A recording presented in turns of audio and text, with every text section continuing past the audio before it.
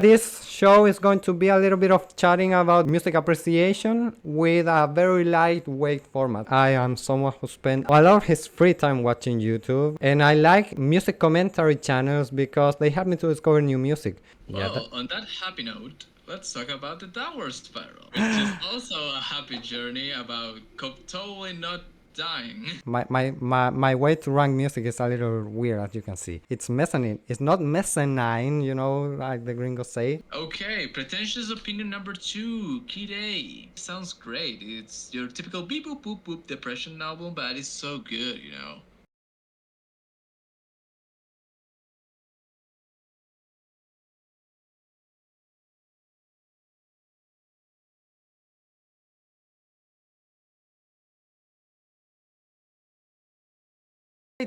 Wait, wait, there's no fucking audio. Now we are ready. Now we are fucking ready for the first time live on Twitch on the episode 1. Let's fucking go. But we're now fucking live once for all. Yeah, we are. We are finally, after months of preparations. After months of preparations, after months of being in production hell. After being in production hell indeed. Yeah. Indeed, always. Oh my god. But now we are live, we are fucking cooking, and we hope we are not fucking this up. Here we are, episode 1 of this little project that we are starting now with my friend here, which we are going to call Music Collective. This is a little bit a first time. We are not streamers, by the way. We're just regular ass dudes. Yeah, we're regular ass dudes that right now are speaking to the void. And hopefully with time, someone will going to pop up. So yeah, welcome to Music Collective. Yeah, welcome to everyone. First of all, this is a little bit of a podcast or a talk show. Wait, oh my god, what the hell just happened? My camera just it freezes. Stop it. Yeah. No, what the hell? That's not good. Oh my god, I'm a fucking RGB. This can't be happening, my dude.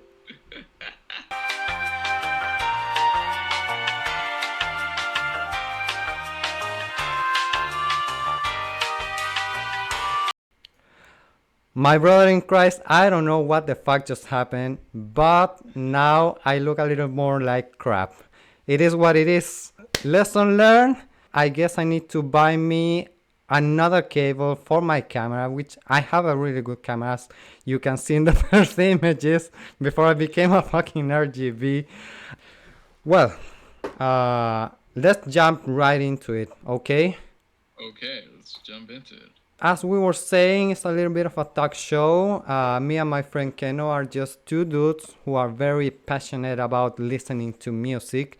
We are not exactly musicians, but we do our thing. And we gather around one day, a little bored, both of us, and we say, man, why don't we start something online?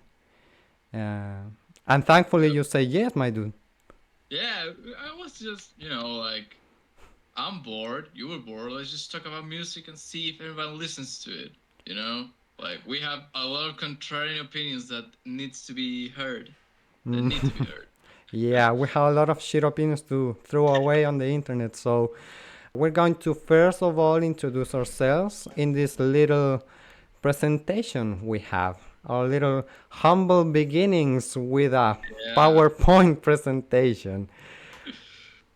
But it looks fucking good, don't you think? It works. It fucking works. This show is going to be a little bit of chatting about music, music appreciation, and discussion with a very lightweight format. So for now, don't expect anything heavy on content. Just something that we're going to sit here, we're going to yap about, and hopefully we're going to have a really good time. Yeah, also, as you can clearly hear, we're not native English speakers, so yeah, this is gonna be a fun ride. Yeah, this is going to be fucking interesting. Fun fact, also there's a moment where we're going to talk about each other a little bit in depth. We are both from the beautiful country of Chile. exotic fellas. Yeah. And I'm in the civilized world, and he's in the farms. oh yeah, this fella lives in the capital city, and I live in the south. I'm from a fucking middle of nowhere town. Thankfully, I moved to the second biggest city in Chile, with for Chile standards, is not so much. Why are we doing this?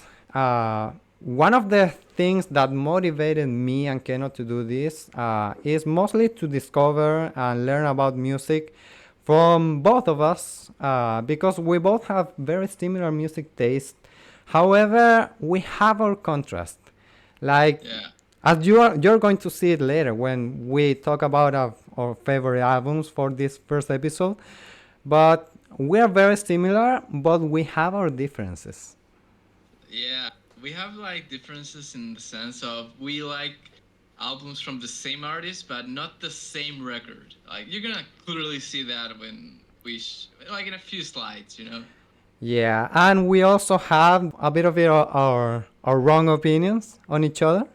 So that's gonna No, be a little your bit of wrong fun. opinions and my correct opinions. Okay. Yeah, of course, you're right, correct opinions. Yeah, we will talk about that. We will leave that to the void to the side. Yeah. And this is something very personal. One of the reasons for why we're doing this is so we can also discover new music from each other and hopefully start a community, and that community can give us more stuff to listen to, and hopefully we can give the audience more stuff to listen to as well, because one of the things that brings me more joy is to discover new music. And lately, because as you can see, I'm a bit of an old fella at this point. Coping that I'm not so old. Coping that I'm not so old.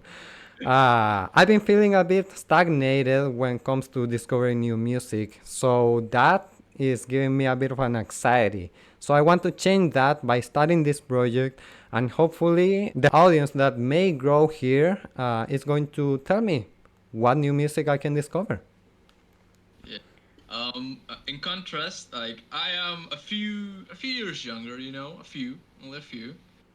But I always want to learn more and discover more music.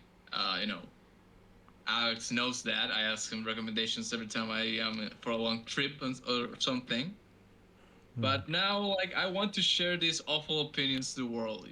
Like, it's funny to say something so stupid that people go like, "Wait, what?" No, I think makes sense. I think makes sense.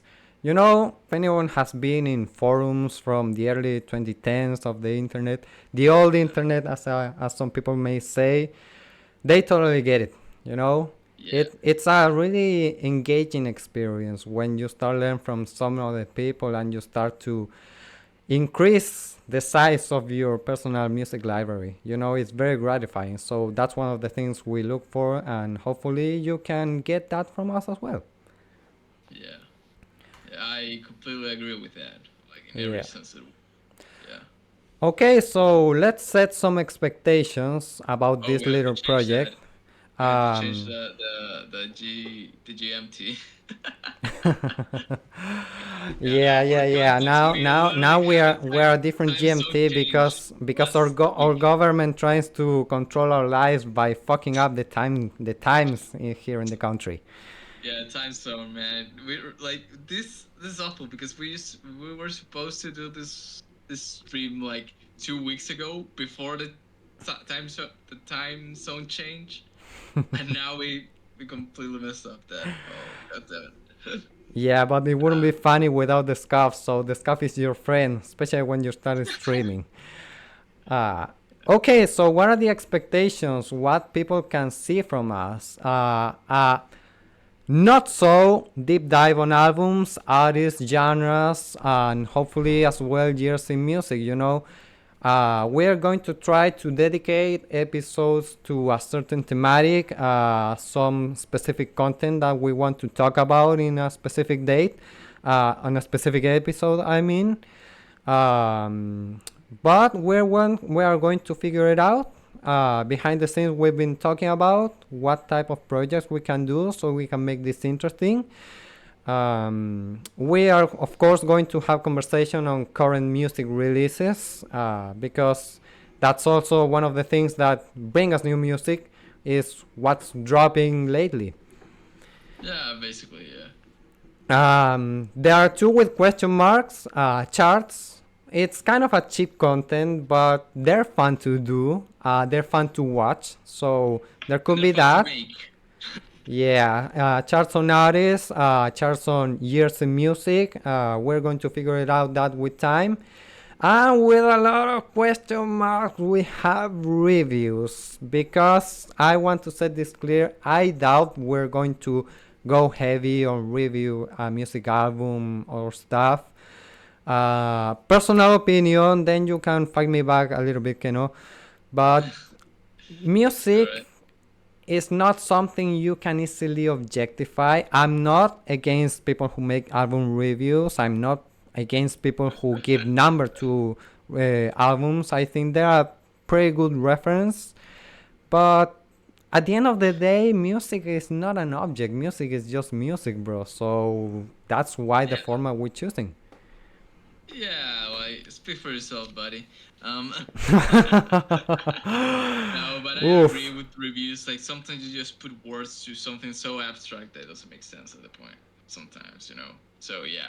And our schedule is, as we can see here, let's say Saturday afternoon, 4 p.m.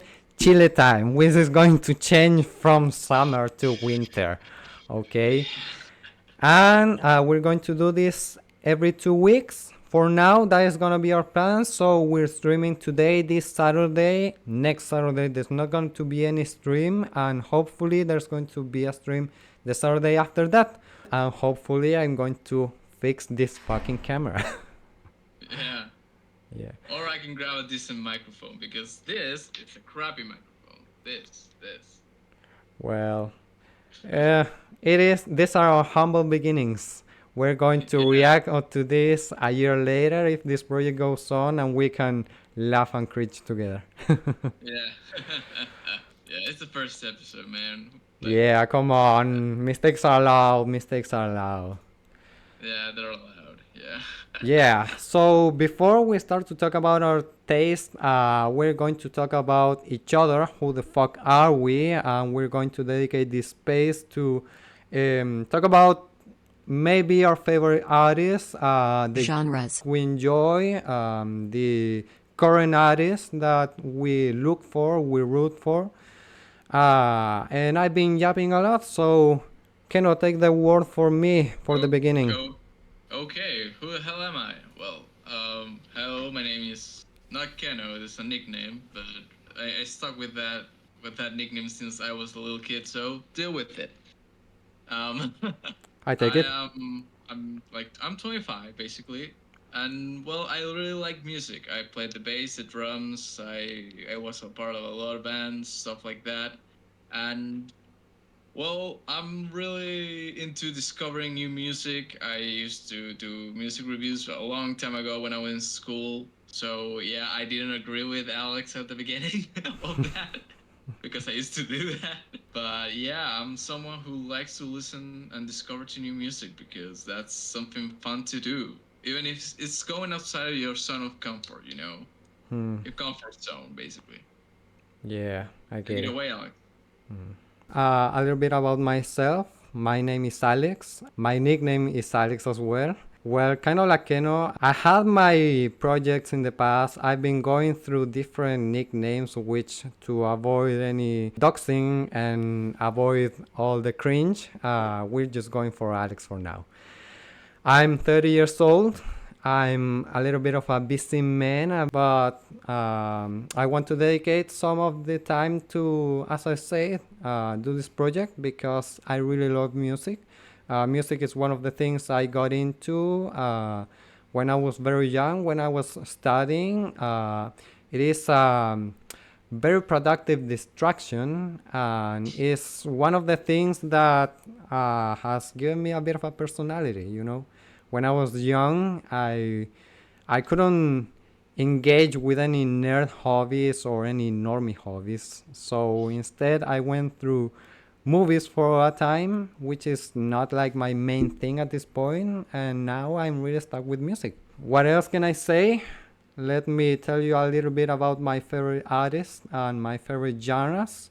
As my friend Keno has heard me many times before, one of my favorite music genres and times in music is the 90s. My favorite music genre is grunge. I have a huge appreciation for grunge music, for all that music scene from Seattle in the 90s and the late 80s. It's a sound that really sticks with me. It's something you just vibe to it. But my taste goes beyond that. I have my, how to say it, I really like guitar driven music. I like that. But however, one of my favorite genres of current modern age has been rap and hip hop.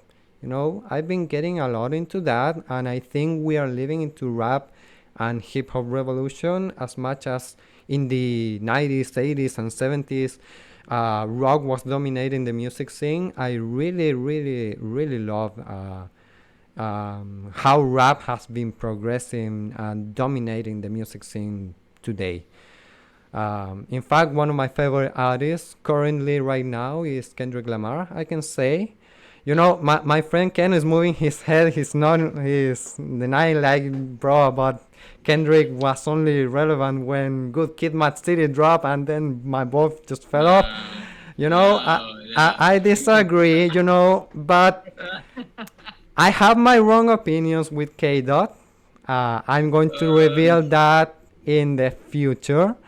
But yeah, I really like him. I like I Good Kid, like Mad Kendrick City. too, bro. What the hell? Yeah, but let's not be controversial on To Pimp a Butterfly right now. And let me Oh, okay, okay, and let okay. me not be controversial on them, because as much hate as pseudo I hate, like that. I pseudo like them. hate, it's also an album I really like, and some people have been really harsh on Big Steppers. Personally, I think it's not Mad City, but it is a pretty solid Uh, album. yeah, dude, you throw me under the bus, man. What up? What is that? Sorry, my man, but I need to start drama. People on the internet love drama. Or maybe I'm confusing you with another one of my friends who's like, dude, K Dot doesn't release anything good since Good Kid, Mad City. Rah, rah, rah, rah, No, no, rah." no. Okay, okay. Parenthesis of this. Okay, okay, okay. Spoiler. Good Kid, Mad City is my favorite Kendrick album. To me, it's like top two best rap albums of all time. To People Butterfly is number three. Okay. So, so yeah, I'm not. I like To People Butterfly too. I just heard Good Kid, Mad City first, and I thought that was my favorite. That's all. Okay, okay. Yeah, we can go in depth in another episode with that. So to not Yeah. overextend this, well, my favorite band, however, it's totally radical from all I've mentioned. It's something that Keno and I share. It's one of the things why we met in the first place, Oh yeah.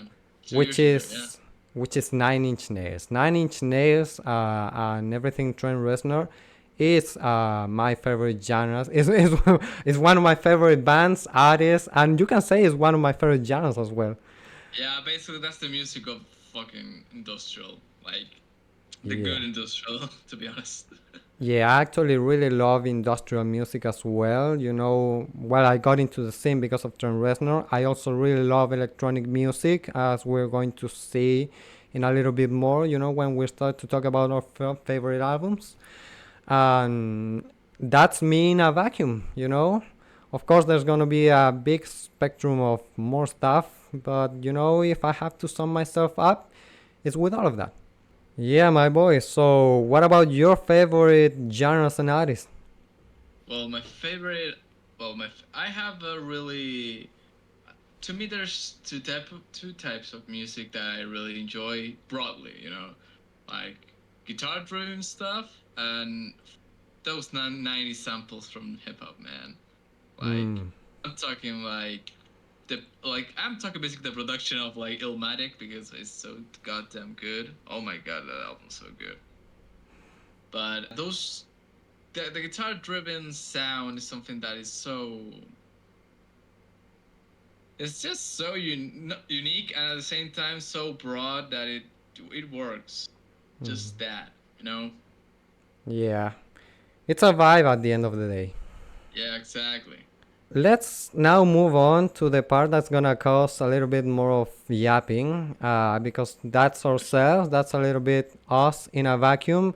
And this is now what we're dedicating this episode 1 of Music Collective, which we're going to tell you people what our favorite top 10 albums from each other are. So you can see how similar and how different we are from each other. Oh, before that, we had to. Wow, the scuff hits again because I thought I forgot that I had this part. A little bit of Yeah, the content creations. We dig, my dude. Sorry, yeah, sorry, sorry. yeah. No However, problem. you don't watch too much internet content about music. You just go Yeah, for the I thing just itself. I listen to music. Yeah, that's a funny thing because I don't listen to podcasts. I don't watch live streams. I barely watch music like music reviewers, music centric channels. Hmm. Like I only use YouTube to watch things other than that, like from technology, sometimes football, sorry, soccer, some stuff like that. But I do Football is the watch. right answer, by the way. Football is the correct only answer, but Yeah. you have to talk with Americans. Uh, Um, I do enjoy some content creators of about music. Like one of them is in the screen right here. Like I really enjoy deep cuts because even though he takes like years to make a video, they're so good. Like mm. really good. Go check him out. He's better than me in every way. A lot of what you can see here, as Keno said, most of it comes from me. I am someone who spent a lot of his time, or a lot of his free time watching YouTube. And I like YouTube music commentary channels because they help me to discover new music. One of them is Middle Eight. Middle Eight is one of big inspiration for me. I like Middle Eight and Polyphonic. I like how they approach to music. It's very informative, and the production is top notch. I even try to see how I can work with Adobe After Effects as they work with, but Jesus Christ, that's a lot of work. So maybe in the future. Tennis Tom is a little bit of a small channel, but I really recommend it. You know, Tennis Tom has some really interesting in-depth analysis of music albums. One of my favorite of his videos is the one about Boards of Canada's Gio Gaddy. That Yeah, album fucking, the best album of Boards of Canada. and Like that fucking video not only blew my mind, but it made me reevaluate that album, you know, over appreciate it all over again. And he's dropping some really interesting videos again. You know, the last one was about Igor, and he had a really interesting one about K Dot's Dam. And the line of the bottom, the one surrounded by the circle that say S, is from the Spanish side. The Spanish side of content creation about music is not very popular. There are not yeah, so actually, many. yeah, there are a few, and we are a lot of countries. Yeah, but there are some quality as well. Live Noodles is very similar to Middle Age and Polyphonic. Pepe's Music is a little bit, it's a music store that also goes a little bit on in-depth talks about artists. Konegai is a guy who makes animations, pseudo animations with music. He's also a very devout Kenny follower. You will love him, Keno. You two will get along. Yeah, I Um, love him. Yeah. and there's Music Raider Clan, who I like to call the professor. He's a guy who's a fucking walking library about music. I don't know how this dude knows so much.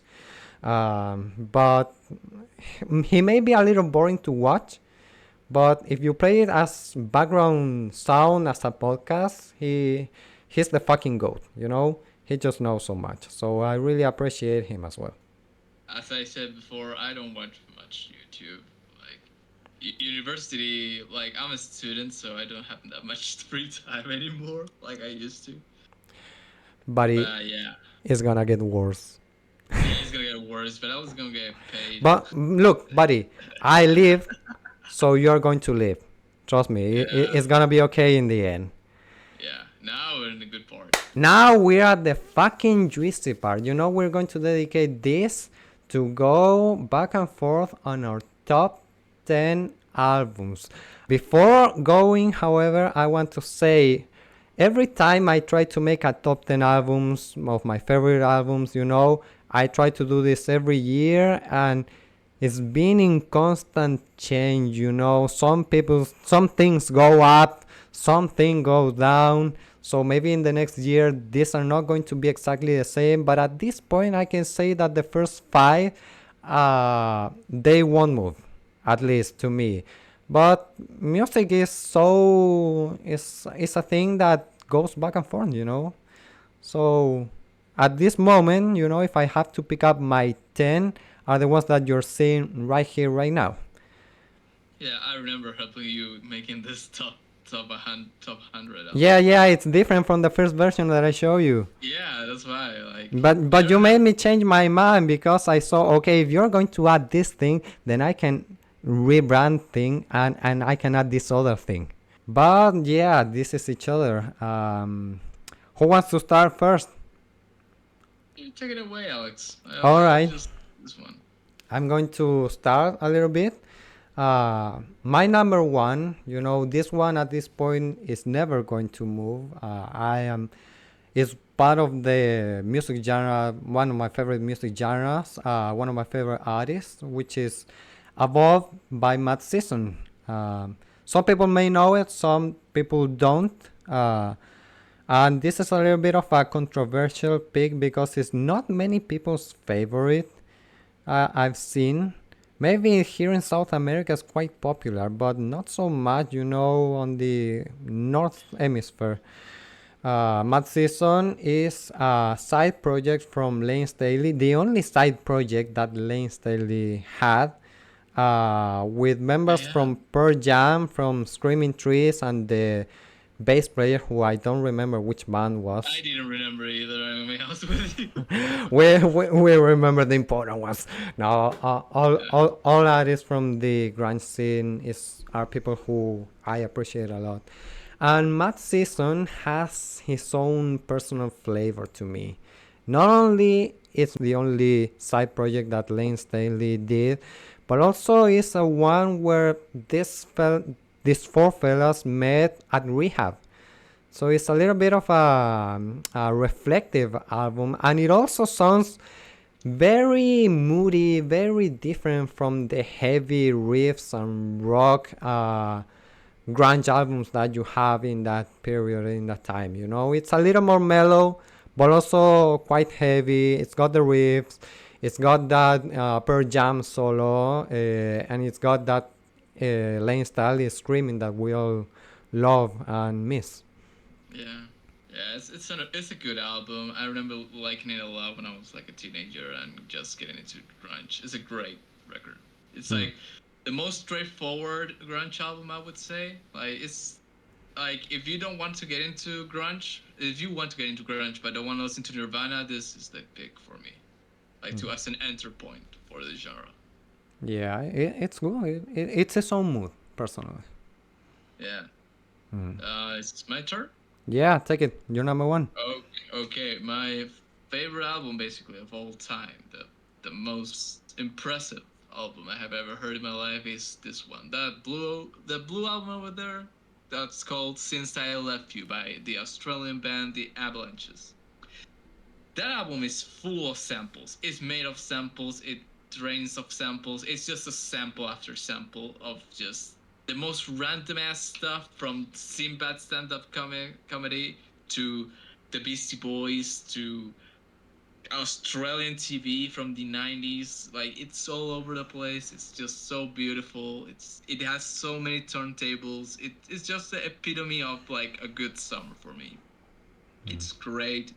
It sounds amazing, and during a long time, it was the only album they made. So you have nothing to go back to after that. A little bit But like what's the name of the song? Oh man, I hate myself for forgetting already. A little bit like My Bloody Valentine. oh my god, yeah, like it was because okay, like this is a sidetrack for me. Uh, this was made in the year 2000, and Wildflower, which was the follow album, was made in 2016. For context, I was in my Shit. last year of high school when that album dropped, and when the Avalanches released their debut, I was 2 years old. Oh Yeah, shit. that much. Holy That much shit. time has passed. Time does move, and only Yeah, forward. yeah, but highly recommend it if you like sample like instrumental hip hop, even hip hop in general. You can enjoy the album. It's the sound of summer, in my opinion. Mm. Yeah, it is a good vibe. After you told me about this album, I gave it a listen, and I really like it. It's something that's definitely worth to being in a high spot.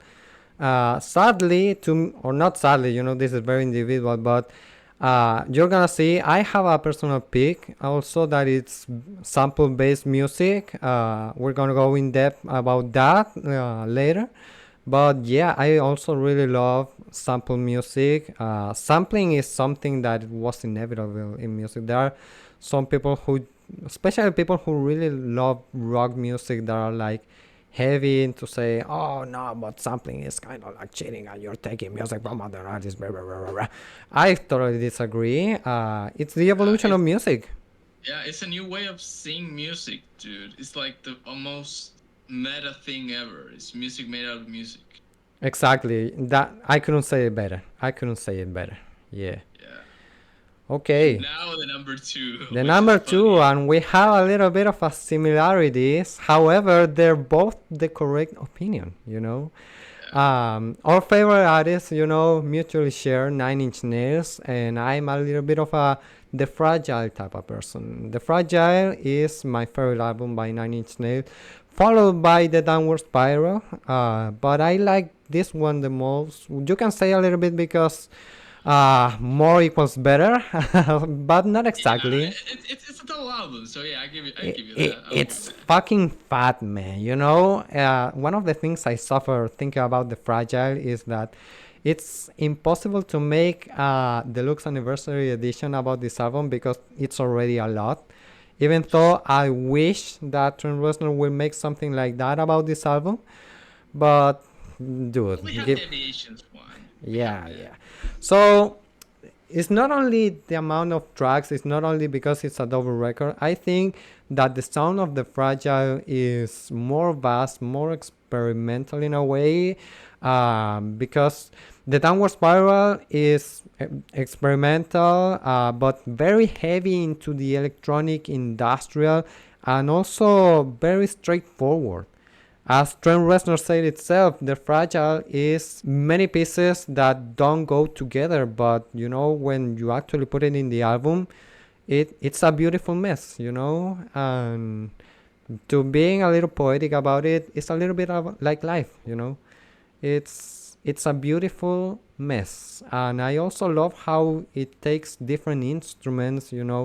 It doesn't go into just heavy riffs or heavy sampling or heavy with the electronic instrumental. It takes from a lot. It's a lot to digest, so it's a journey personally. Yeah, you're gonna say it better than A Beautiful Mess because that album is great. Hmm. Like in my opinion, it's funny because I like you can clearly see on my side. I listen to the Downward Spiral. Like the Downward Spiral is my favorite album. Spoiler. But I listen more the Fragile because I think the sound is more well established in that album, Hmm. and also I Yeah. think that is more broad in a sense. But let's save that for another time. Yeah. However, one thing that the downward spiral has that the fragile doesn't is consistency. The downward spiral is its own messy journey from beginning to the end, and it's an experience that you need to take it in the line that it is. You need to sit down and listen to it the whole thing. So there's that. There's the story behind it, which to this day is being spoke about. Many people have different opinion.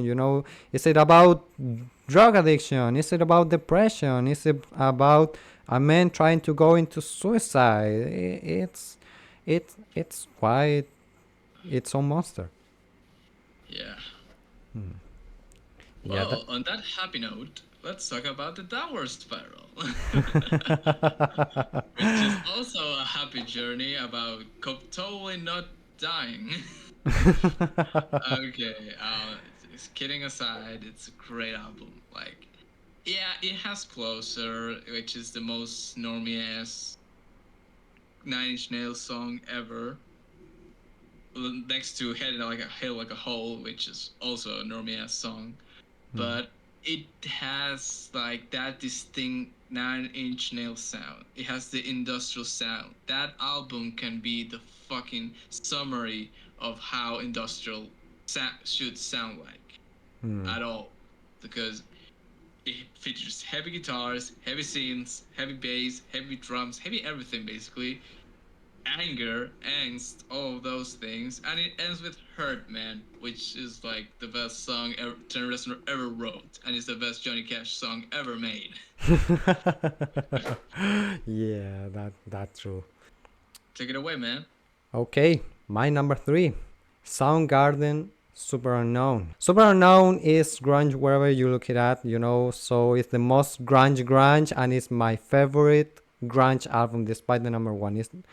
Above is not as grunge as Super Unknown, and I told Keno many times, this is one of the few albums that I consider perfect. Not my best, of course, as you can see, but it's still a perfect album. It's something that I can revisit and swallow, and I can eat the different versions. I like to go through the demos and the rehearsals from this album, thanks to the 25th anniversary release of Super Unknown. Super Unknown is something very unique. Chris Cornell is a very special artist, and I still feel his loss to this day. He was a very unique voice and a very unique songwriter as well. One of the things that I love the most about Chris is that he was very metaphorical. The songs could have hundreds to thousands of meanings, and Super Unknown is exactly that. It's very abstract, it's very dark, it's very moody. Some of the songs don't make sense, and you have songs like Spoon Man, which is literally about the guy who plays the spoons that you found in some streets in Seattle. But however, the way that it's put together is fucking fantastic to me. It's per- okay. Say the perfect grunge album is a little saying too much, Overest. but Yeah. but but it's my personal pick. I don't know how else to put it. Take it away, Keno. Okay, for first time a hip hop album. Oh my god, who would have guessed? It's MF Doom. It's Madlib. Two of the most underappreciated and now how did I say overrated rap people It of went all from time. underrated to overrated with the years. Yeah. Rip MF Doom and all of that, but holy cow, man! The samples are great. The delivery of the illest, the super villain MF Doom is just fantastic. It features like the best samples made from the most random ass places. Like I think the samples are made out from like Brazilian music from the 80s, like telenovela soundtracks, things like that. And MF Doom with his so out of place rapping style, it makes it an experience. Hmm. It's an acquired taste too, honestly, because when you hear this album for the first time, I listened to it when I was like 16 and I didn't appreciate it enough. Then during the pandemic, it started to grow on me. You were like Danny DeVito, the meme that, like, I get it, it gets getting the close up, and I get it now. I get it. I get it. Yeah, like it's always sunny in Philadelphia, but it's so great. It's like I don't know if it's a great like all time rap album, but it's my favorite. it wins by a mile the competition. Fucking endless ocean of music, of projects, of side projects. Doom loved his fucking theatrical, so he had these different alter egos. It's very difficult to chew MF Doom, but I like Doom. One of my favorite from Doom is Food. It's kind of the basics, but it's not a wrong opinion. However, however, I'm not too fond into Mad Villain, you know. I've tried it many times, and that's one of my hot takes. It's not a Ooh, bad record, you know, but I don't get it. Let's put it yeah, it's not friendly. for I don't get everyone. it. Hmm. It's not for everyone. That's Yeah. true. That's true. That is not for everyone. However, it's one of the favorite albums from like most of current rappers at this day. You know, there's no rapper Yeah, who doesn't love Mad MF Villain. Doom. MF Doom is your rapper's favorite rapper at this point, and that's not even a joke anymore. Yeah, that's right. That's correct. Well, he deserves the credit, to be honest. I just don't Yeah. think it's the album that I like. You know, I'm not the one who give it a 10, but maybe I just don't get it. Maybe it's just me and I'm fucking stupid, and which I already know. Yeah. As you can see of my top 10, I'm pretty fucking stupid. I take it. Yeah. Okay. Now, this is an album that no one has heard before. In fact, you cannot even knew this shit exists until I persisted on give it a listen, and you gave it your opinion, which was pretty funny. But it's a good opinion. The name of the project is Densort School. Oh, I don't know how you pronounce it, you know. So sorry for the people in Denmark. The name of the album is Lection 3. It's a duo of DJs, a little bit like Since I Left You. It's kind of a little bit of a similar story. Then Short Skull is two DJs who were sampling music. You know, the first two projects called Lection 1 and Lection 2, which is the translation to lesson, because then Short Skull means the black school. Each of the releases is called the lesson. The first lesson, the second lesson, and the third lesson. So Lecture 1 and 2 is just a big mixtape. It is really good. It is a really good mixtape. It takes a lot from very popular artists, a lot of hip hop, from international hip hop to the Danish hip hop scene, which it has a scene and it's pretty good, to be honest. It's a bit of a niche pick, but if you want to dig it out, I highly recommend it. Lection 3 is very different from Lection 1 and 2 because it is a sampling based album. However, it goes into a more atmospheric or ambient road. It's dedicated to be music from the world, and it fucking blew my mind when I first listened to it because I checked out Lection 1, I loved it. Lection 2, I loved it. They're really fun albums. And when I listened to Lection 3, I was expecting something in that way. So it fucking punched me in the face when I first listened to it. It is a long album. It is a long ass album. And the thing that I love especially about it is, as I said, it takes music from all over the world, you know, from Indian music to other different cultures. One of the things that make the Sword Skull special for me is that I actually don't recognize any single samples, or the first time I listened to it at least. Sadly, with time, I've been discovering where some of the original songs come from, which is a little bit like killing the magic. But Yeah. yeah, I hate it when that happens. But it's still quite the impressive experience to me. I highly recommend it. It's an unknown artist, except for the local Danish scene. They make pretty good shows there. They're playing their stuff live in churches with visual elements. It's really interesting, you know, if you follow them on Instagram. And I have some personal stories about that record, how I met them sort of scholar in the first place. But I think we can talk about that in another day to make this podcast a little bit more interesting. Yeah, let's save it for like later because that is Yeah. throwing everything at once is boring, you know. Yeah. Take it away. Okay, my number four album is well, it's Interpol's debut album. It's one of the albums I would say like it's just the emptiness of New York City. I have never been there. I'll never be there because I don't want to. Why should I be there in the first place? But the emptiness of that city, of the nights of a cold night of New York, sounds just like that album. The angst, the anger, the frustration, the loneliness, the melancholy, everything sounds just like that album. It also has great bass, which is a thumbs up for me. You know, it has great singles, just an amazing record. Personal take, I tried to get into Interpol many times. It doesn't hook me. Like at times it does, but at times it doesn't. Yeah, it's a little bit. Yeah, it's hit or miss. It's hit or miss. I'm gonna be honest with you. It grown on me. The album grown on me. Like, it wasn't the first. It wasn't even my first Interpol album. This one. I listened to their second album because that was the one that my dad had, and then I listened to the latest album they released, which was the 2010 self-titled. I think that was. And that was a bad album, so I didn't have high hopes at all.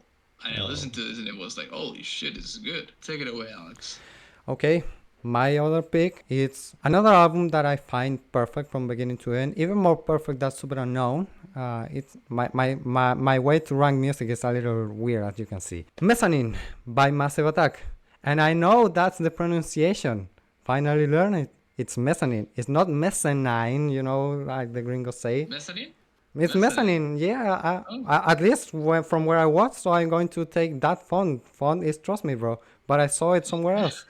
Um, well, mezzanine is at this point is not an album that you need to introduce to people. One of their most acclaimed projects, next to their first two albums. Blue Lines has been in the top 10, top 100 of many rankings. But the How I may not know, but yeah, it is. the thing with Mezzanine is that it doesn't completely destroy the sound of Massive Attack, but it gives such a twist that, oh, some people say it's dark, some people say it's moody. I don't say it's that, it's just the evolution. That's it. That's why I find this album perfect, because it's an impressive evolution for electronic music. Massive Attack started, being like kind of electronic, kind of hip hop, kind of sample based project, and with Mezzanine they just flip it all over. It's still that, it still has the fucking reggae and hip hop influence, but it's a different mood. And one of the special qualities that Mezzanine also has, why I consider one of the perfect albums, is it's a thing that everyone can enjoy. It adapts to so many music tastes, from people who like rock music to people who like ambient, who people who like rap and hip hop, who people who like reggae. I see a lot of people going to Mezzanine and finding something special. So that makes it its own kind of monster. Is kind of ugly to say it, but it is that, because you can't fucking stop it. Mezzanine, once it plays, it just fucking drags you. Yeah, it's a solid album. It's just great. It's Massive Attack's best album, in my opinion. It has the best production they ever made, in my opinion. It has the best mixing of their albums, because holy shit, those two albums sounds like crap sometimes. Yeah, it sounds very early works. Yeah, this one sounds current. Like, you can listen to this album in 10 years and it's gonna still sound fresh. It doesn't age, it ages like fucking wine. It still sounds fucking experimental to this day. That's another quality. Mezzanine to me is one of the perfect albums of all time. That's my hot take, which is not It's that an album. hot. It's not even hot, it's warm. Yeah, it's a warm album. Some people may say it's a little bit too much, but I kind of agree. It's a warm opinion, as you say. I couldn't say it better. Take it. Now, Talk Talk, Spirit of Eden. Talk Talk, the synth pop band, the wacky, silly synth pop band. They made a post rock album, and it sounds great. It sounds so. It's the definition of post rock for real, like an actual good one, and not a drone boring ass stuff. It's just so, I don't know how to explain it. This one, to be honest, I just like it so much. It's just the greatest album from the 80s for me, which is funny because it doesn't sound like the 80s at all. It doesn't sound like anything from the 80s. It sounds something straight off the basement from the 90s. But It's it's just, avant-garde for the time of release. yeah, totally. For a synth pop band to not use a single synth is a lot. Let's just think about that. I need to be honest, I haven't checked that album. I guess I have homework, Yeah, which I have is homework. yeah, which is the idea of this channel to begin with. You know, take homework, discover new music. So I guess there's something new I have to check out already. But to add to that, not be super boring, but I am not too fond into 80s music. You know, that's a period in time I usually skip, with the exception of Depeche Mode. Yeah, the 80s sucked. Let's just straight up say it. The 80s sucked, man. Like, dude, no, nobody knew how to end the song. Nobody knew how to produce an album. Nobody knew shit. Also, as you said it before, you know, synthwave, it was kind of going a little too overboard. You know, it was taking over the radio, and everything kind of sounds the same. Even people who try to homage the 80s these days, they just go straight up to one type of sound, and Yeah, that's so fucking mid, bro. yeah. Like, I don't like the 80s at all. Oh. Like, I do enjoy records from the 80s. Don't get me wrong, but I don't understand the 80s nostalgia at all. Like, I get the 90s, I get the 70s, but not the 80s. Like, who the fuck wants to like music from a time when Ronald Reagan was president? Like, what the fuck? What the fuck, man? Who wants to wear those goofy yay haircuts from the 80s, bro? Some people like it these days. yes, yeah. Okay, that's why we're friends, buddy, and that's why we're together making this. Because we match. We are different from each other, but mostly we match. Okay, let me take it away now. The most boring opinion, because this is an opinion that everybody and their mom has. Of course, we need to add Radiohead. And I'm the OK Computer type, because I like grunge music, but also I like the experimentation, and I like what Nine Inch Nails does with mixing rock with electronic. The correct answers for Radiohead are usually two, which are OK Computer and Kid A.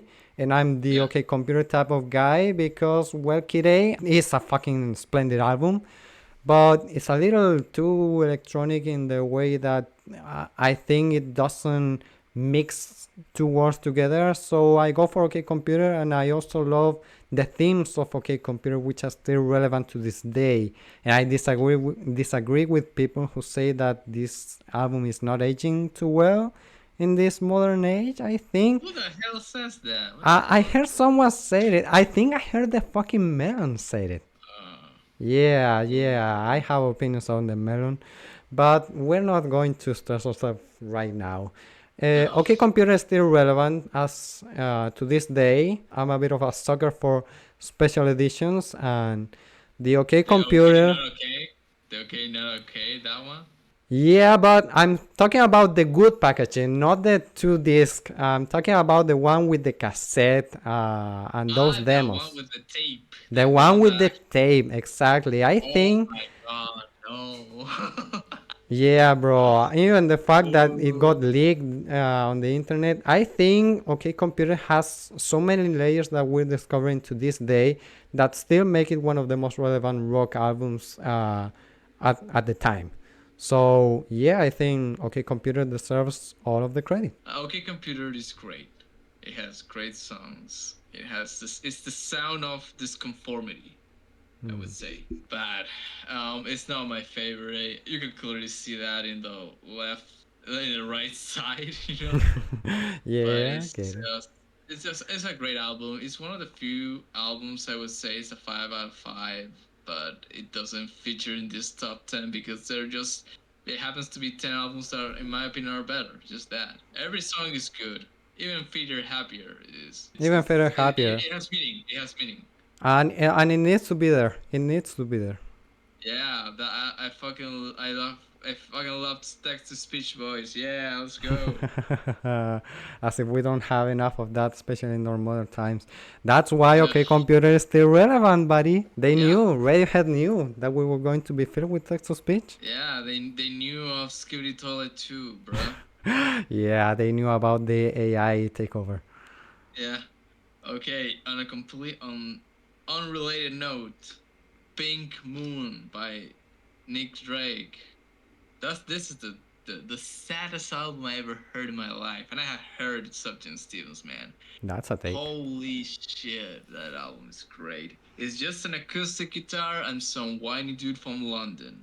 It's so good. It's just heartbreaking. Like I am running out of words to describe half of the albums that I left on, but this one is just so.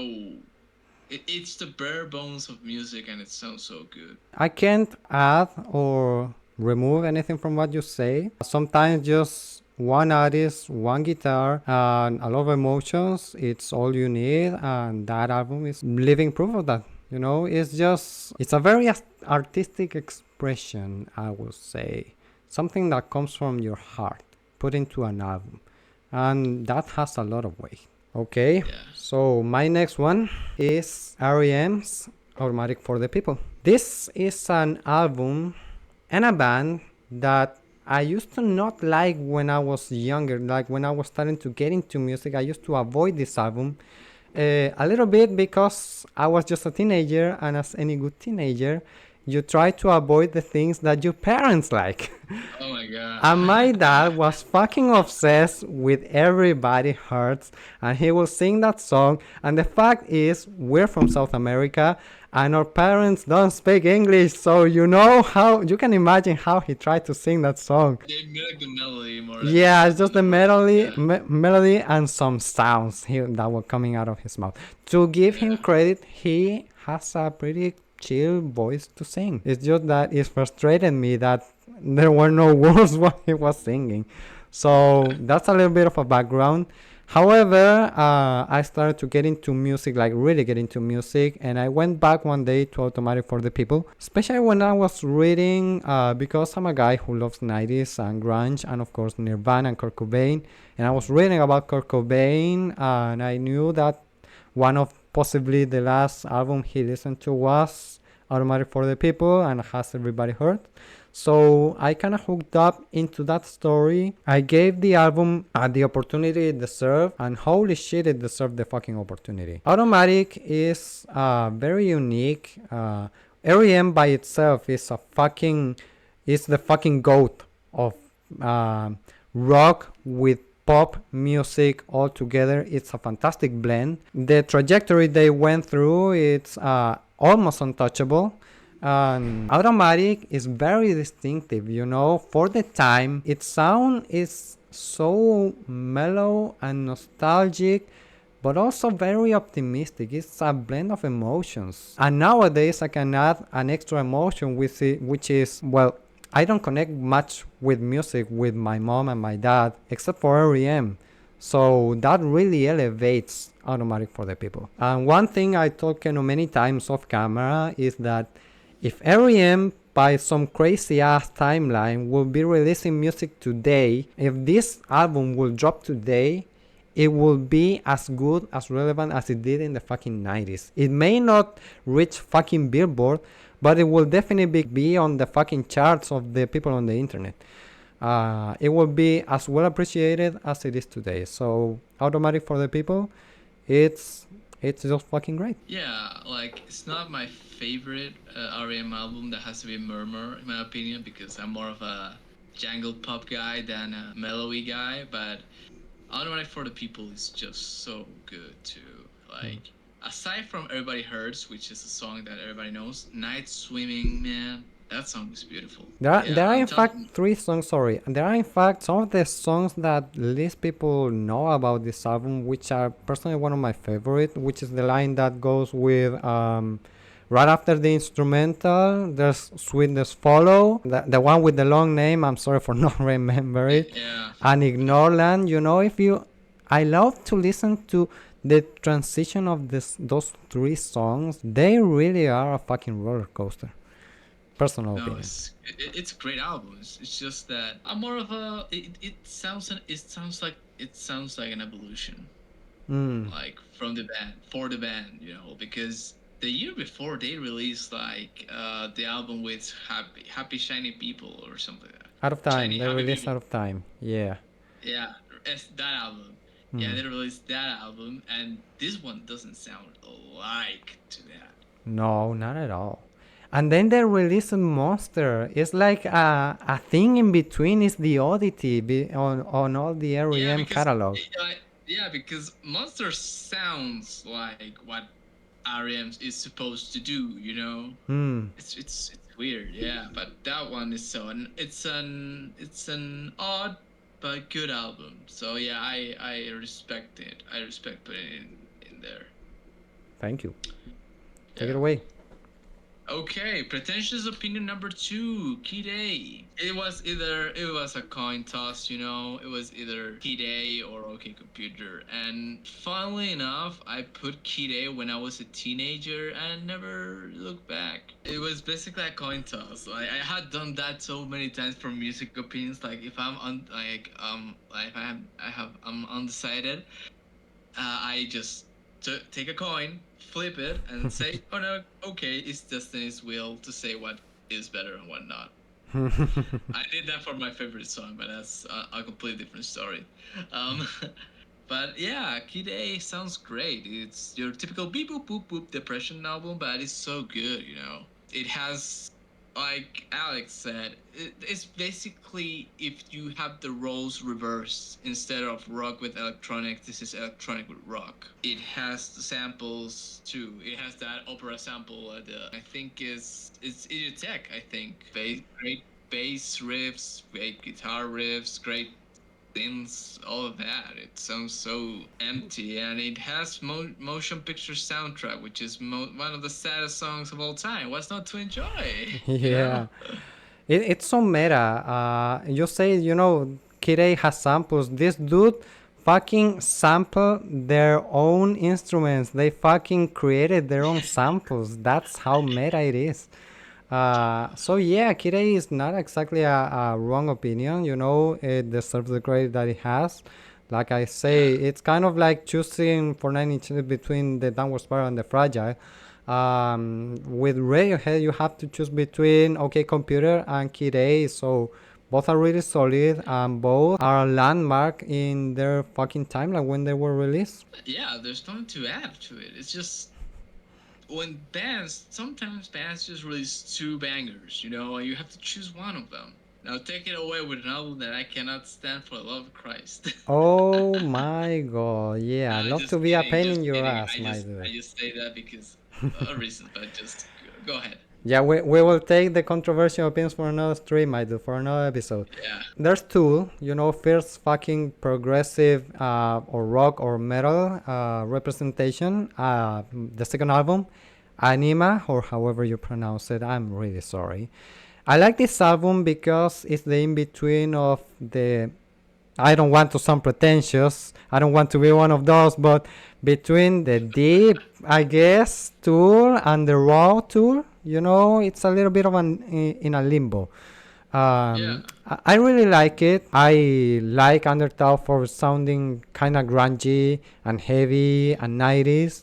And I also really appreciate, when they started to evolve with the themes, when started making Lateralus and 10,000 Days. I like that in between. I just feel comfortable with that sound, with that period, with that time and age. I think they strike a lightning in this moment before going too deep into deep ideas. It has deep ideas without being pretentious, I guess. I'm sorry. Without doing mathematical equations while you play the baseline, you know. Yeah, without overcomplicating stuff. It's Yeah, a I more do the simple Fibonacci time. sequence, bruh.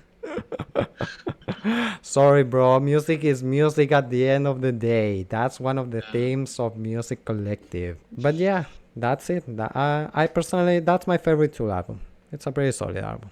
It's not my favorite Tool album, but I can understand why people like it. Like my favorite album is Undertow because it sounds so metal, like 90s metal. which is, I don't know how to explain it, but it sounds good. This one sounds more polished, so that's why I didn't like it, as much as I did Undertow. But it's a great record too. It's definitely one of those 3-2 albums that didn't have a flop on it. Yeah. Okay, take it.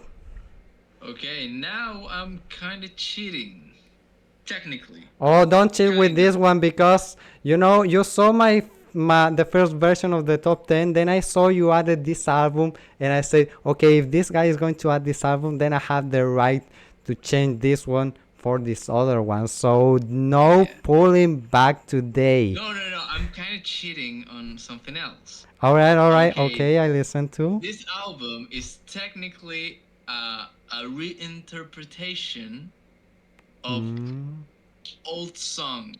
Okay, they okay. re-record with different arrangements, basically. Ah, yeah, yeah, yeah. I get it because what we're Yeah, talking yeah, that's about what I mean. Ryoki I Sakamoto. cheat. Like, it's Hmm. technically kind of compilation, kind of studio album, and Wikipedia has the both. Like, it has the both things. When I listened to it the first time, it has the both. Like, both studio and compilation album. It was weird as hell. But okay, this is 1996 by Rich Sakamoto. But may rest in peace.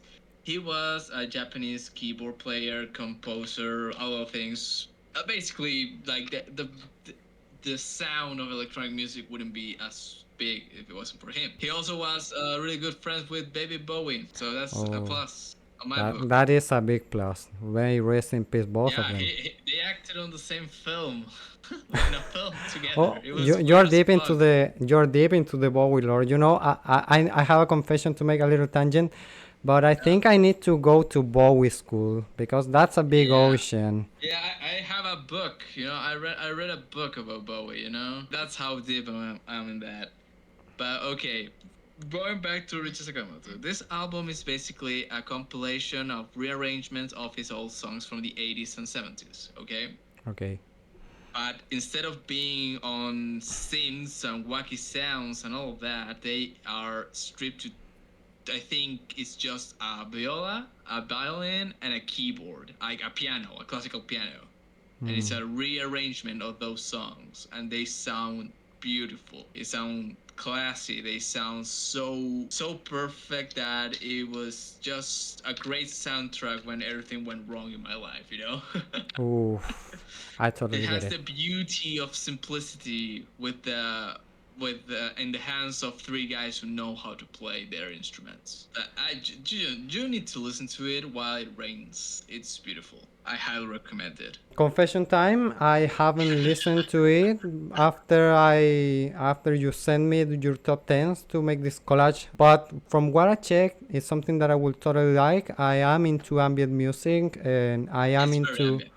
yeah, and I'm also into very experimental ambient music. It's some of the things that sometimes you are just in the mood.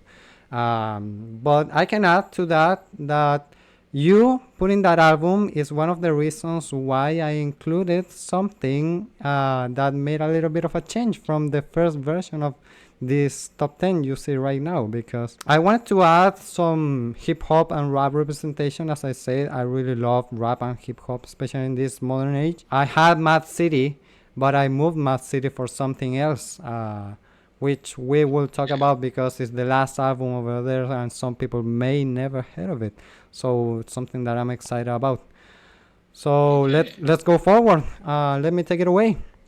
Yeah. Number Let's go. ninth, mine is The Fat of the Land by The Prodigy. And here is where it comes to electronic music for me.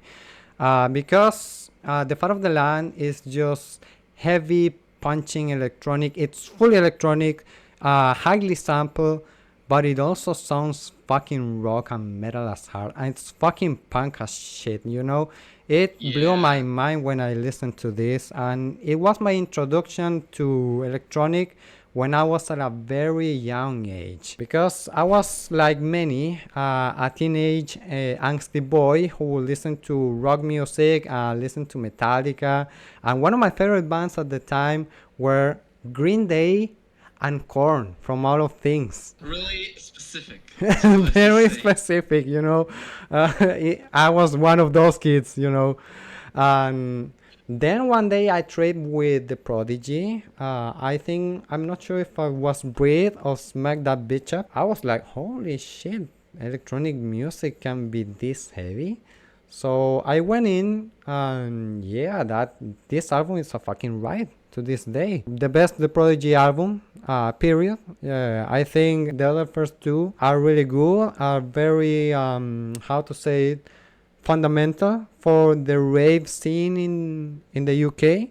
But this one is the fucking goat. You know, this is where the Prodigy peak. And yeah, I like to go back to this album. It's not anything sophisticated, but you just go along with it.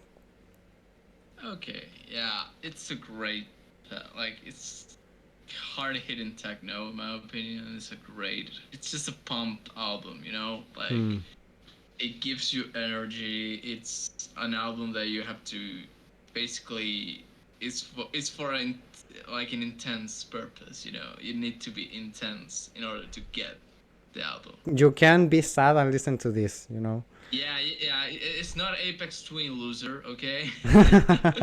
Basically, Yeah, yeah, that's right. you need to be in that state of mind. Like, I enjoy the album, not as much as Alex, but I think the album is solid. I have a hard time deciding if it is even my favorite Prodigy album, because the one they released before this one, it was also really good. But this one is more iconic, so I understand. Yeah, that's a good opinion. That's a fair opinion. Yeah. Okay, take it. Okay, Baby's first prog rock album right here, baby. Let's go. Let's go. King Crimson in the Court of the Crimson King. How good this one is? I don't buy CDs. I have this album on CD. I bought it. That good. It's that good. It sounds great. It has the good parts of Emerson Lake and Palmer without the lame parts of it. It has Robert Fripp, which is a great dude. Without the lame Pretty- parts. Fucking dude. Go on. It has some jazzy things in between. It has prog, even though they hate the label prog. They sound prog on this album, which is great because it's the only good prog album of all time. Yeah, just kidding. I love prog too, but I'm kind of tired of that. But it's just intensity. It has saxophones. It has flutes. It has guitar, bass, and drums, screaming. It's so good. Even Kanye sample it. Okay, think about it. I totally get it. And fucking Crimson for not liking call them themselves prog. It's not a fucking offense, man. It's a fucking it is prog. It's progressive. It's many Dude, layers it's of prog. music. It's prog, dude. Why you don't like it? But yeah, it's so prog. It's many layers of different instruments and music genres in only one fucking song, man. Yeah, and the Court of the Crimson King is the goat, man. Yeah, exactly. So Moonchild sounds great. Epitaph is so calm and chill, and then you have the fucking the title track of the album, which is just it's just so epic, man. it's so frantic. It's so frantic Yeah, and it's frantic. It gives you like it's the same as Prodigy. Yeah, let that be heard, man. It's just like smack my bitch up. Yeah. yeah, but I have to say it will be even 10,000 better because it takes so many music genres and instruments. It just goes wild with the drums, and each instrument, you know, takes protagonism. You know, then one moment is the guitar, one moment is the wind instrument, one moment is the bass, one moment is the drums. It's just fucking crazy. This shit crazy, bro. That's it. Yeah. Yeah, it's the album cover says it all. Yeah, the cover says it all, man. The schizoid man, yeah. Yeah, you know. 21st century schizoid man. Oh yeah. No, it's a For real, fantastic for album. real. It's a Yes. fantastic album. I love it as well. Let's introduce our final albums, which is funny because we both kind of decided that we had to put this one and take the one that was originally there.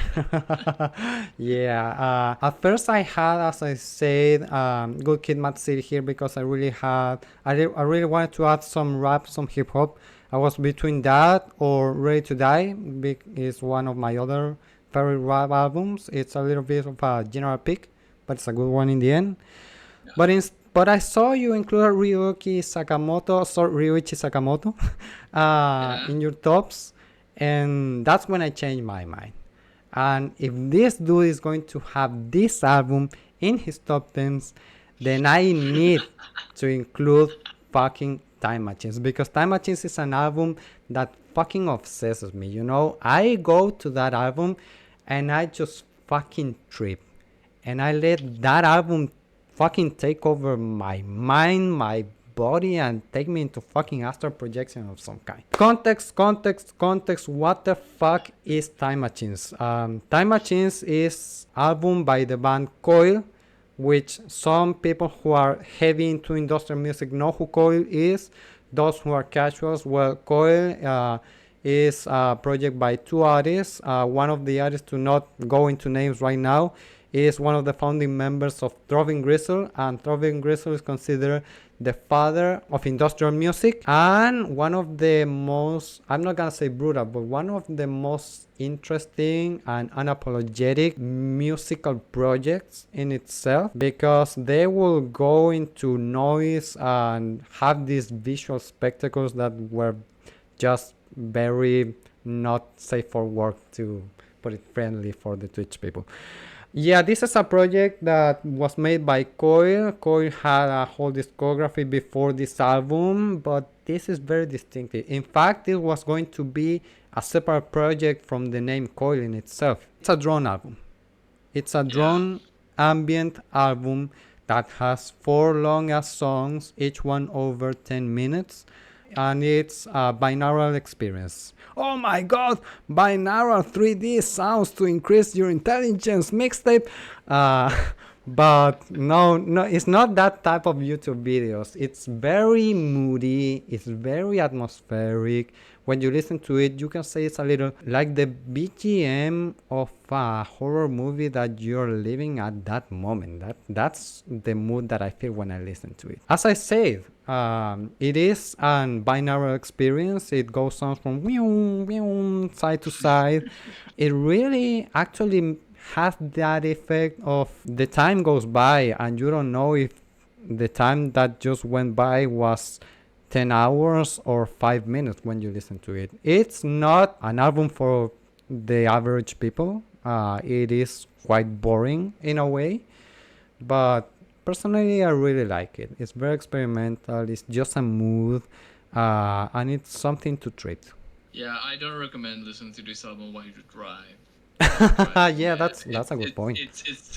it's intense. Let me just tell you, it's an album when for it's like an album. You listen to this album the same way you listen to a Swans album, you know, like the same way you listen to any drone album. You don't listen it to have fun. You listen it to spend the hour. And try to isolate any other sound around. You know, this is something that you put your fucking fat ass headphones and turn on the audio suppression and make everything silent and listen to this. It's one of those albums, and not everybody is going to like it. But for Yeah, those do who it at 3 a.m. Do it at 3 a.m. do it at 3 Great a.m., choice. yeah, and look at yourself in the mirror and turn on some candles. But yeah, this is for those who are into drone. This is something that I don't see many people talk about. So it's really underrated. I even think this should be a fucking urban legend at this point. And check it out. Take the final go.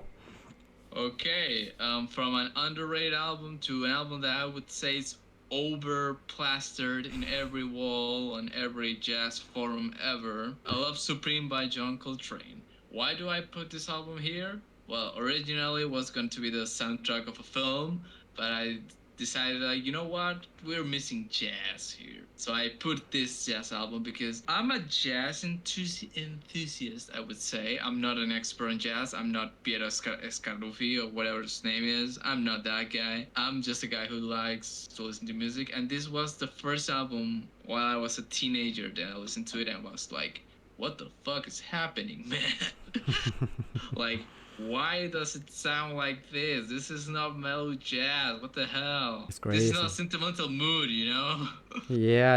It definitely goes to places. You Yeah, get it you goes. get lost in the middle of the way. Yeah, it's an album so frenetic, so so intense in ways, and then it goes numb, and then it goes again all over the place, and then it goes numb again. It is great. Like John Coltrane is like an overappreciated figure of jazz, but it well deserved place in the jazz pantheon, you know, because he's the goat. He's the goat, basically. That's all Yeah. I'm gonna say. There's nothing more to add to this. It's just a great jazz record. It's not the most it's not kind of blue vibes. Basically, it's not that not I'm not gonna say simple. It's not that straightforward as that album is, because that album can be enjoyed for from a 10-year-old to your jazz pretentious asshole. Those two people can enjoy it. This one is more like, what the fuck's happening? And yeah, that's about it. It's not the worst jazz album, like in that sense. Listen to like you can listen to Charles Mingus, and that will be more frenetic, more intense, more everything. But this one is was the starting point of that for me, so that's how I had to put it. To be honest, I must confess my sins one more to the public opinion. I like jazz, but I'm not a jazz music connoisseur. I listen to Miles Davis. One of my favorite albums from is Beaches Brew. Uh, Oh, I great. also I also love Kamasi Washington from the modern times. I've listened to John Coltrane, so I know what you mean by the right that this guy is. And I get why some people love jazz in the first place, because it is just freestyle, and people Yeah. just go wild, and it is passion for music recorded in the moment, I guess. While I'm not too heavy into jazz, it's a genre that I fully respect, and it's like the entrance point for so many genres that we have to this point. So many talented musicians have started with jazz, and so many of people this day are taking jazz as part of their influences, I guess. So Mm-hmm. you can go wrong, and this album is fucking great. And I listened to the anniversary edition because I'm a sucker for those. I am a sucker for the extra content, and having Yeah. this album for another hour, Jesus Christ, man, it is a fucking ride. It's something else. It's something else. It's a good starting point, in my opinion. Like after this, you can be prepared to listen to those weird European jazz albums, which are basically just cannons and anger. Yeah, I think that's it. You know, we did it. We did it. We fucking did it. Let's fucking go. You couldn't imagine how many problems we had going along into this one. Oh, Jesus Christ. It was a Yeah. journey, but we finally did it, my dude. This is us for speaking to the void, yeah? And I hope people can find us. I hope we can get this little project, give it a little bit of traction. We don't pretend to be like the super streamers and stuff, and Yeah, I don't want that, honestly. I just want to share my opinion. If we can have a community, cool. If we don't, let's just talk, you know? yeah, but for now, it's just two dudes who love music and want to talk about music. It's something that I miss. So I'm glad that we can do this, my Uh, dude. I'm really happy that you joined into this little experiment. To add for the episode 2, today we talk about our 10 albums of all time, and to go easy on the content, we are going to talk the next episode on the top 10 albums that we've been enjoying from the current year, the year of our Lord 2024. Which personally is not a fucking masterpiece of a year, but it's yeah, been it's been lackluster, but it has some great picks, you know? better Spoiler than alert, last let's year. go, Joey Valiance. I love you. Oh boy, Great, great. yeah, we will go in depth when the day comes. But to close up, 2024, I think it has good releases, better than 2023. Expect our opinions, and we will discuss that. And after that episode, we will see what other thematics we will drag on. We have some Yeah, ideas, but we will cook them off stream. yeah. This is just the first episode of what I hope is a long series, you know? Not a long series as, you know, every single week, every single day, no, but like a starting point of something that's gonna continue to time, you know? Yeah. Also keep in mind, as you say, we are sadly busy people, studying, and I have my work, which is a very demanding work. We may talk about that in the future, but we won't give up on our responsibilities, on our real life, and I won't give up on my adulthood. So if they are going to be rescheduling, that's gonna take priority, sadly. But we will try to announce it in the Twitch calendar for those who want to follow. I hope personally I can upload this VOD with some editing to YouTube soon, and let's hope we can start something here, my boy. Yeah, well, let's go, man. Like, it's so funny because we talk like behind the scenes of this. Like, if we told us like 2 years ago we would do this, we were like, hell nah. But look at us, we're doing this. We're doing this. Let's see how far it goes. Let's push it until it's no longer fun. Yeah, let's end it. Take a good rest, my dude, and we will talk of scenes. And for the people who hopefully will hop into this journey with us, we will go live on Twitch on 2 Saturdays after this one. We have to enjoy the Chilean holidays. Sorry. Yeah, we're gonna get drunk as fuck, man. Oh yeah, it's a mandatory for the dates. For context, September Yeah, 18, we celebrate our pseudo Independence Day here in this beautiful side that's of it. the world. So Yeah, there's that. We're gonna return. We're gonna return a little fatter, and we will be talking 2024. So that's it. that's it. Yeah. Peace. Peace out, people. Goodbye.